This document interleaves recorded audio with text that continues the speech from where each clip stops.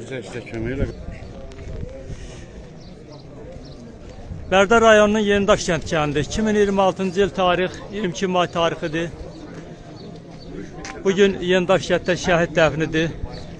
Qeyd edim ki 1994-cü il fevral ayının 11-də 2-ci Kəlbəcər əməliyyatında Meydançay adlı əməliyyatda qəhrəmancasına döyüşərək şəhid olmuş və döyüşdən sonra nəşi tapılmayan 15 igidimizlə bərabər, 15 şəhidimizlə bərabər şəhid Rəşadət Əloğlu Piriyevində nəşi olmuşdur və son aylarda dövlətimizin axtarış komissiyasının axtarışı nəticəsində şəhidimizin nəşi tapılaraq bu günləri 22 may 2026 il tarixdə ailəsinə təhvil veriləcəkdir. Yəni bu günləri dəfn olacaq şəhidimiz. Allah cəmi şəhidlərimizə rəhmət eləsin və bu mənada bu günləri Bərdər rayonunun Yenidaş kəndində belə bir izdiham vardır. Şəhidimizə, şəhidlərimizə böyük ehtiramla, böyük sevgi ilə inşallah uğrunda döyüşdüyü vətən torpağına qovuşacaqdır şəhidimiz. Ruhu şad olsun. Adamsız kaldım ana. Allah rəhmət eləsin şəhidimizə, şəhidimizin dəfn məqamından, daha doğrusu yas mərasimindən bir andı. Nedir koca ana, nedir koca ana. Taytuşların gelin, qəmli ürək dağlama.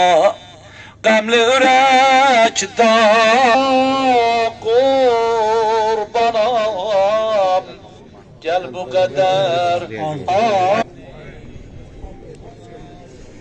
Allah bayrağımızı daim ucada eləsin, bayrağımızı uca edən şəhidlərimizə eşq olsun.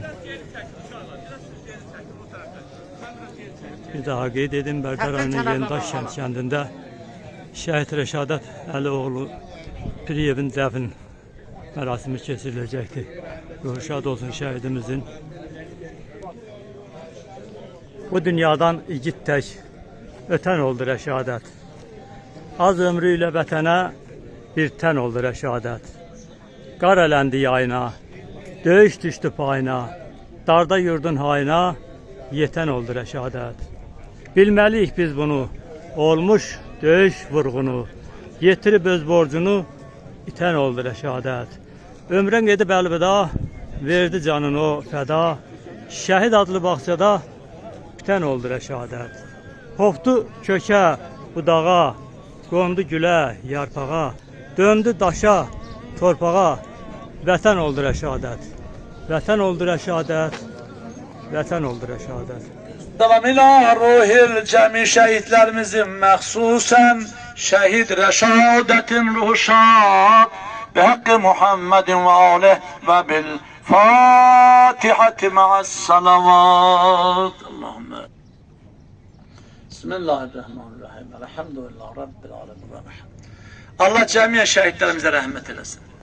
Ruhu şad olsun. Amin. La, amin.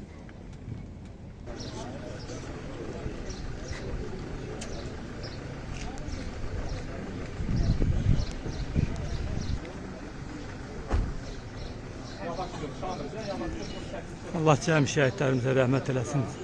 Şəhidlərimizə sevgimiz, ehtiramımız sonsuzdur.